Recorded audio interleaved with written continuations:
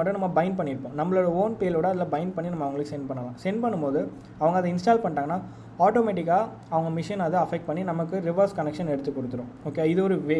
Okay, நம்ம இதை வந்து ட்ரை பண்ணி பார்ப்போம். நான் வந்து பைத்தானில் ஸ்கிரிப்ட் எழுதியிருக்கேன், அதை நான் வந்து காட்டுறேன் உங்களுக்கு. Okay, and then factor or ரேட்டுன்றது வந்து சிம்பிள் தான். நான் ஃபஸ்ட்டு சொன்ன மாதிரி தான், அட்டாக் டேரெக்டாக ஓஎஸ் அட்டாக் பண்ணாமல் இப்போ நம்ம ஒரு அப்ளிகேஷன் வந்து க்ரியேட் பண்ணி இதுக்காகவே ஒரு அப்ளிகேஷன் டெவலப் பண்ணி நம்ம பண்ணுறோம்.